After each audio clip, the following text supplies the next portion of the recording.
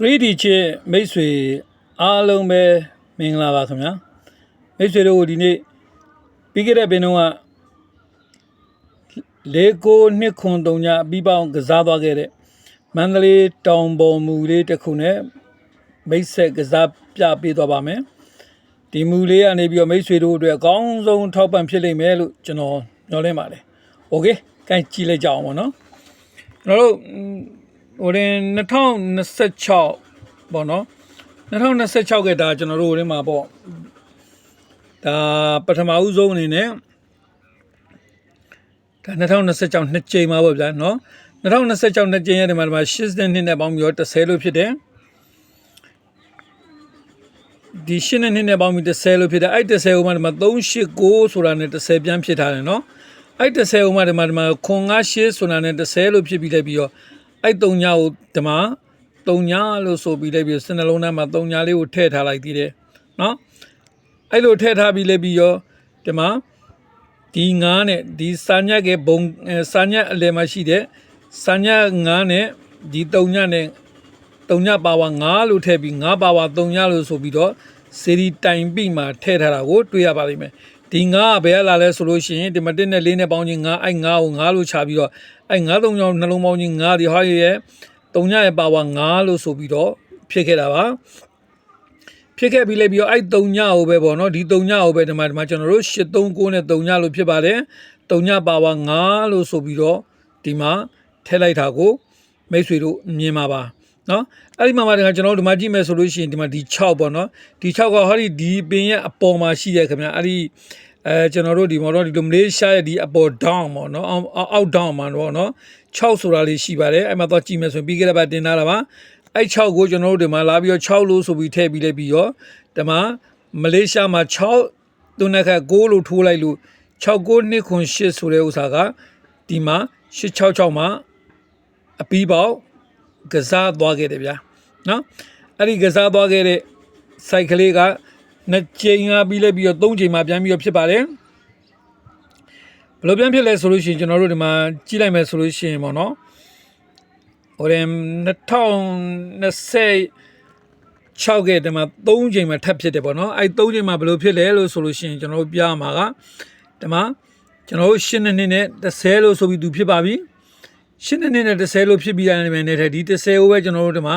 3.93နဲ့30လို့လောက်ထားပါတယ်ဒီ30ကိုပဲဒီမှာ3.5နဲ့30ပြီးလိုက်ပြီးတော့ဒီ3ညကိုမလေးရှားမှာ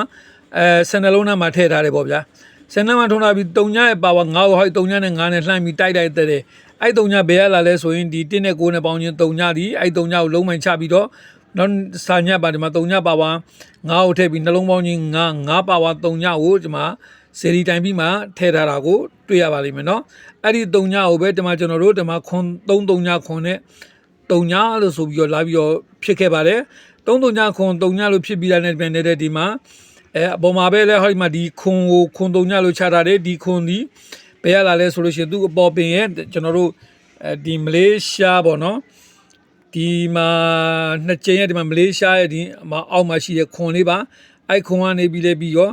လာပြီးတော့ခွန်3ညလို့ဆိုပြီးတော့ထည့်ကစားပြီးလဲပြီးတော့ဒီမှာခွန်3ညလို့ဖြစ်ပြီးခွန်3ညကြီးနဲ့ခွန်6လေး3ညနှစ်ဒီဒီမှာအပြီးပေါက်ကစားသွားတာကိုကျွန်တော်တို့တွေ့ရမှာပါနော်အဲ့တော့ဒီပင်နဲ့သူကဆက်ပြီးဘယ်လိုလာလဲလို့ဆိုပြီးကျွန်တော်တို့ဒါကြည့်လိုက်ကြရအောင်ပေါ့နော်သူလာတဲ့ပုံတွေကလည်းပဲဆက်ပြီးတော့လာတာကိုမိတ်ဆွေတို့ဒီမှာတွေ့ရပါလိမ့်မယ်ဒီမှာသူက6နဲ့9နဲ့69ကီးနဲ့ဒီ269ခွန်8ဆိုတဲ့ဥစ္စာကအပီးကစားသွားခဲ့ပြီတဲ့เนาะအပီးကစားသွားပြီဆိုလို့ရှိရင်အဲ့ဒီမှာကျွန်တော်တို့ကြည့်ရမှာကဒီမှာ2ခွန်နဲ့တော့ဒီမှာဒီ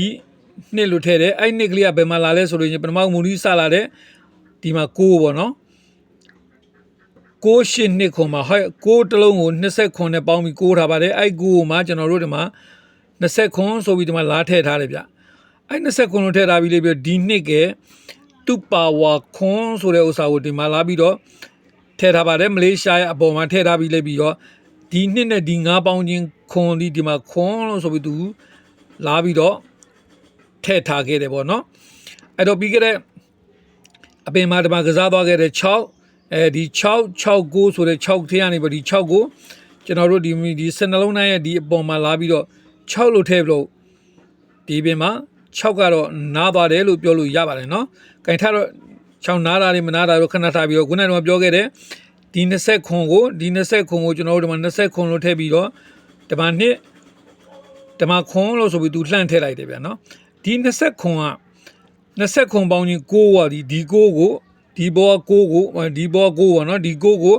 ဒီမှာလာပြီးတော့ချထားတယ်ဒီ6ကိုလည်းပဲဒီမှာမလေးရှားရဲ့အပေါ်ဝဲတောင်းမှတိုက်ပြီးလိုက်ပြီးတော့အဲ့6ကလုံးပိုင်နဲ့ဒီ3ညဒီ3ညကဘာလဲဆိုလို့ရှိရင်ခုနပြောခဲ့တဲ့ကျွန်တော်တို့ဒီမှာ839ဆိုတဲ့3ညကိုဒီမှာ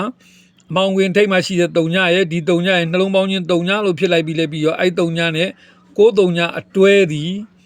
နော်6 3ည2ခွန်အပီးကစားတဲ့3မှာမဟုတ်6 2 3ည1ချိန်နဲ့ဒီမှာဆိုလို့ရှိရင်လဲ6 3ညနဲ့1ချိန်နဲ့6 2 3ညကို1ချိန်ချိန်ပြီးတော့ break ကိုအနေနဲ့ကစားခဲ့ပါတယ် break ကိုကဘယ်လိုလာလဲဆိုလို့ရှိရင်ကျွန်တော်တို့ဒီမှာကြည့်မယ်ဆိုလို့ရှိရင်ဒီ3လုံး4လုံးပေါင်းချင်းဒီ6တဲ့အဲ့ဒီ6ကိုကျွန်တော်တို့ဒီမှာခွန်3ည2နဲ့ဟောပြီနော်ဒီမှာမလေးရှားမှာတွေ့မှာပါဒီခွန်ရဲ့ဒီ3ညရဲ့ဒီ2က6တဲ့အဲ့ဒီ6မှာဒီမှာ82နဲ့6တဲ့63နဲ့6ပြီးလေပြီးရောအဲ့ဒီ6က break ကိုနှလုံး6လုံးပိုင်6နဲ့ကစားခဲ့ပါတယ်အဲ့ဒီလိုပဲဒီမှာကြည့်မယ်ဆိုရင်ဒီ45ပေါင်းချင်း6တဲ့နော်အဲ့ဒီ6မှာဒီမှာ20ခွန်ကို69ဆိုပြီးလို့သူကလည်းပဲလုံးပိုင်6လားနှလုံး6လား break 6လားနဲ့ကစားခဲ့တာကိုတွေ့ရမှာပါဒါမှမဟုတ်မူအနေနဲ့မတတ်မူအနေနဲ့သူဒါတီထောင်းထားခဲ့တဲ့ချထားခဲ့တဲ့ဆွဲထားတဲ့မူလားဆိုတဲ့ဥစ္စာကဒါကျွန်တော်တို့စဉ်းစားရမှာပါเนาะအဲ့ဒီမှာမှကျွန်တော်တို့တစ်ခါထပ်ပြီးလဲပြီးရောဒီမှာသူဒီဘယ်လိုလုပ်လဲဆိုလို့ရှိရင်ဒီ4 5ပေါင်းချင်း6တဲ့เนาะဒီ6ကတော့ဘာလဲဆိုလို့ရှိရင်ခုနကကျွန်တော်ပြောတယ်ဒီမှာဒီ6နဲ့က9အဲ့ဒီ9ကိုဒီမှာ4 5ပေါင်းချင်း9 82ကိုပေါင်းချင်း9နဲ့ဆိုပြီးလဲပြီးရောအပေါ်နှလုံးပေါင်း9အောင်နှလုံးပေါင်း9နဲ့သူထည့်ထားပါတယ်အဲ့ဒီအတွက်ကြောင့်မလို့ဒီပြင်မှာနှလုံးပေါင်းချင်း6ဒီပါကြည့်မယ်ဆိုရင်နှလုံးပေါင်းချင်း6ပါဒီလိုကြည့်မယ်ဆိုရင်နှလုံးပေါင်းချင်း6ပါဒီမှာကြည့်မယ်ဆိုရင်နှလုံးပေါင်းချင်း6သူကတော့နှလုံးပေါင်းချင်း6တစ်ခုတည်းနဲ့ကစားသွားခဲ့တာကိုကျွန်တော်တို့တွေ့ရပါလိမ့်မယ်နှလုံးပေါင်းလုံးပိုင်းကိုနှလုံးကို3လုံးကိုထွေ3 cut နော်ဘောနော်3 cut ဒီတိုတယ်9ထိသူကစားသွားခဲ့တယ်လို့ကျွန်တော်ပြောချင်ပါတယ်အဲ့တော့ gain ဒီမှာကျွန်တော်ဘာကြီးလာမလဲကျွန်တော်ကြည့်လိုက်ကြအောင်နော်အဲ့တော့ကျွန်တော်ဘူးနဲ့တုံးကတော့ဒါကတော့သူ့ရဲ့တီဆောက်မှုတွေသူတီဆောက်မှုတွေပြီးသွားပြီဒါကျွန်တော်ပြီးတော့ပိုအနီးကမြင်အောင်ပြန်ပြီးတော့ထပ်ပြပေးပါမယ်ဒါဟုတ်ပြီနော်ဒီပုံမှာဒီ9ပေါ့နော်ဒီမှာ29 9တယ်ဒီမှာ29လာချပြီအဲ့29ပဲဒီမှာ2 5ခွန်ဆိုပြီးဒီမှာမလေးရှားမှာလှမ်းပြီးတော့တိုက်လိုက်တယ်ဗျာနော်မလေးရှားအထီကိုသူလှမ်းပြီးတော့တိုက်ထားပါတယ်ဒါဆိုလို့ရှိရင်ဒီ9ကတော့ဟိုပြောရင်တော့ဗျာဖွဲ့စည်းပုံမှန်နေပြီပေါ့နော်အဲ့ဒီမှာတစ်ခါထပ်ပြီးလိုက်ပြီးတော့ဒါကိုကျွန်တော်ပြန်ပြီးတော့ဒါဟိုတစ်စင်ချင်းရှင်းသွားတဲ့ဟာပေါ့နော်ဒီမှာဒါ30နဲ့စလာတယ်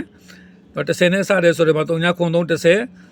80နဲ့10ဒီ30ကို30တဲ့ဒါမှဒီမှာ9 3ညနဲ့လမ်းပြီးတော့ဟောဒီမှာ3ည9နဲ့9ပြီး3ညလို့ထိုင်နေဟုတ်တယ်နော်ဒါတစ်စင်ချင်းပြတဲ့ဥစ္စာကိုမိတ်ဆွေတို့အနေနဲ့ရှင်းရှင်းလေးမြင်နိုင်အောင်ဆိုပြီးတော့ဟိုပြထားတာပါအဓိကအနေနဲ့ချုပ်ပြီးကြည့်မယ်ဆိုရင်တော့ဒီဥစ္စာပေါ့ဗျာနော်အဲ့တော့ဒီမှာဒီခွန်ဒီအပေါ်လာထားတဲ့ခွန်ဒီခွန်3ညလို့ဆိုဖြစ်ပြီးတော့အဲ့3ညဟိုမှာသူကလည်းပဲဒီခွန်တိုက်ပြီးဒီ3ညကိုဒီမှာအပေါ်နှလုံး30အောင်နှလုံး30နဲ့သူဖွဲ့စည်းလိုက်ပါပြီနောက်တစ်ခါထပ်ပြီးလဲပြီးတော့ဒီမှာပြောရမယ်ဆိုလို့ရှိရင်ဒီ6 5နှလုံးပေါင်းချင်း4ကို8 6နဲ့4တဲ့6 5နဲ့4တဲ့ဒီ9ဒီခုနကပြောခဲ့သလိုဒီနှစ်ကဒီခွန်ရလားပေါင်းချင်းသုံးမဟုတ်ဒီ3လုံးပေါင်းချင်း2 5ခွန်3လုံးပေါင်းချင်း4ရဲ့ပါဝါ6ဒီ9ကိုပြန်ပြီးတော့ခေါ်ပါတယ်ဒီ9ကိုဒီမှာ6လို့တိုက်လိုက်ပြီးတဲ့အတွက်ကြောင့်6လုံးပိုင်နဲ့65အတွဲနဲ့ကစားမလား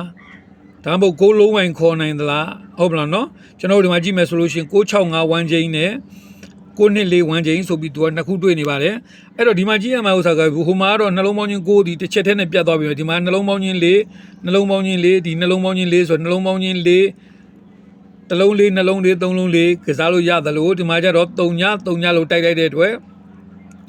တစ်လုံး3ညနှလုံး3ညလဲ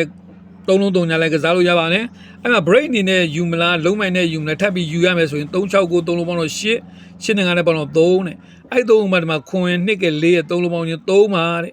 ပြီးလိုက်ပြီးတော့ဒီမှာ3ည3နဲ့3ပြီး4 9နဲ့3ထားတာဖြစ်တဲ့အတွက်ကြောင့်မလို့ကျွန်တော်ကတော့ဒီ3ကိုတော့ကျွန်တော် break အနေနဲ့သဘောကျပါတယ် အဲ့တော့ဒီမှာအချုပ်အနေနဲ့ပြောမယ်ဆိုလို့ရှိရင်တော့ဒီနှလုံးပေါင်းချင်း3ဒီ3 break တော့ break အနေနဲ့ကြည့်မယ်ဆိုရင်ပဲတွက်လိုက်မယ်နော်30 3ည break 3 break ကျွန်တော်တို့ဒီမှာ4 break ဆို3ည3 4ဆိုပြီးတော့3မျိုးထွက်ပါတယ်ဒါမှမဟုတ်ရင်အယုတ်စာတွေဒီလုံးပိုင်းတွေဖြစ်နေရပါမယ်နော်သို့မဟုတ်ရင်နှလုံးပေါင်းချင်းတွေဖြစ်နေရမယ်လို့ဒါကကျွန်တော်ပြောချင်ပါတယ်အဲ့တော့ဒီမှာဒီအနေနဲ့ကြည့်မယ်ဆိုလို့ရှိရင်ဒါ665ကို1ချိန်သို့မဟုတ်9658ကိုအပြီးပေါက်ဖို့ရှိပါတယ်အပေါ်မှာတော့93ညနှလုံးနဲ့ပြတ်သွားတာဖြစ်တဲ့ဒီမှာတော့9682ကို9685ကိုအပြီးပေါက်တယ်လို့ကျွန်တော်တို့ယူဆမယ်ဆိုရင်လည်းရပါတယ်ဒါမှမဟုတ်ဒီမှာ924ခွန်းဆိုတဲ့ဥစ္စာကို9လုံးကိုအပြီးပေါက်မယ်ဆိုတဲ့ဥစ္စာလည်းပဲဖြစ်နိုင်ပါတယ်ဘာကြောင့်ဆိုလို့ရှိရင်ကျွန်တော်တို့တစ်လုံးကြီးကိုဖြတ်ထုတ်တဲ့နေရာမှာပြီးခဲ့တဲ့ပင်တော့ဆိုလို့ဟိုမှာ6ကိုဒီပေါ်မှာ6ကို69မှာ6ကိုကစားလို့ဒါမှခွန်ကစားမလားမဟုတ်ဘူးเนาะသူ3ညကိုကစားသွားခဲ့တယ်ဒါကြောင့်မလို့ကျွန်တော်ဒါကိုဖြန့်ပြီးတော့ပြောလိုက်တာပါဒီအနေနဲ့ရိုးလေးယူမယ်ဆိုရင်တော့ဗျာ65ကိုထိရမယ်665ကို1ချိန်နဲ့9နှစ်4ကို1ချိန်ပေါ့เนาะအဲ့တော့သူ့ကို break 3အနေနဲ့ကြည့်မယ်ဆိုလို့ရှိရင်เนาะ9နှစ်6ဆိုတဲ့ကဏ္ဍတစ်ပေါက်ကောင်းပါတယ်668ဆိုတဲ့ကဏ္ဍတစ်ပေါက်ကောင်းတယ်လို့เนาะ66တွဲကိုကစားပြီးလဲပြီးရော668တကွဲကောင်းနေနောက်ပြီးတော့ဒီရောဒီတောင်ပေါ်စေဒီရောဟိုမလေးရှားရောနဲ့နှစ်ဖက်ဟပ်ပြီးဆက်ပြီးတော့ကစားခြင်းနဲ့ဆိုလို့ရှိရင်เนาะ65နှစ်ဆိုတဲ့ဥစ္စာနှလုံးပါလေးနဲ့ကစားမယ်ဆိုရင်เนาะ65နှစ်9နှစ်6ဆိုတဲ့ကဏ္ဍကွက်ကလေးတကောင်တစ်ခွက်ကတော့အလားဆုံးလို့ပြောချင်ပါတယ်เนาะအဲ့တော့ break 3အနေနဲ့ပြောမယ်ဆိုလို့ရှိရင်เนาะသူက65နှစ်ဆိုတဲ့ဥစ္စာလေးကို break အနေနဲ့သဘောကျပါတယ်အဲ့လိုမှမဟုတ်လို့668ဆိုတဲ့အရန်ကွက်ကလေးကိုလည်းယူလို့ရပါတယ်အဲ့လိုမှမဟုတ်ဘဲနဲ့တခြားဘယ်လို site တွေနဲ့ပေါင်းပြီးတော့เนาะဘယ်လိုကဏ္ဍတွေထွက်လာနိုင်သေးလဲเนาะဒီကဏ္ဍကပဲအကောင်းဆုံးဖြစ်သွားမလားဆိုတာကတော့ဒီမူမန္တလေးမူရမိတ်ဆွေတို့ကိုကျွန်တော်ဒီဥစ္စာကနေ668နဲ့668မဟုတ်ခင်ဗျာသူကကိုနောက်ပိတ်နဲ့လာတာဆိုတော့သူ့ကိုယူမယ်ဆိုလို့ရှိရင်ကျွန်တော်တို့က869နဲ့ကျွန်တော်တို့926ဆိုတဲ့ကဏ္ဍလေးနှစ်ပေါက်ကိုဒါမိတ်ဆွေတို့အတွက်ကျွန်တော်ဒီမူကနေပြီးတော့အရင်ဆုံးလက်ဆောင်ပေးပါတယ်ဒီထက်ပိုပြီးတော့ကောင်းတဲ့ကဏ္ဍတွေရှိဦးမလားရှိလာရင်ရောဘယ်လိုကဏ္ဍတွေထွက်လာမှာလဲအဲ့ကဏ္ဍတွေကိုလိုချင်တယ်ဆိုရင်တော့ကျွန်တော်ရဲ့ Viber ဖုန်းနံပါတ်39 6846926ခွန်းဆိုတဲ့နော် Viber မှာလာအောင်ချိတ်ဆက်ပြီးတော့ရယူ member အဖြစ်နဲ့ရယူနိုင်ပါတယ်လို့ပြောလိုက်ပြသေးကဏ္ဍအနေနဲ့လာအောင်ယူမယ်ဆိုလို့ရှိရင် member ဝင်ပြီးတော့မှယူလို့ရမယ်လို့ကျွန်တော်ပြောချင်ပါလားပါဟုတ်ကဲ့မိတ်ဆွေတို့အနေနဲ့ကိုစိတ်ချမ်းမြေ့ကြပါစေ 3D ကြီးများလည်းအများကြီးပေါက်ကြပါစေဒီမူဒီ site ကနေပြီးနှစ်ကွက်ထဲကိုတော့အရင်ဆုံးပေးလိုက်ပါတယ်926က689ဆိုတဲ့ကဏ္ဍလေးရယ်ပေါ့နော်โอเคကိုစိတ်ချမ်းမြေ့ကြပါစေ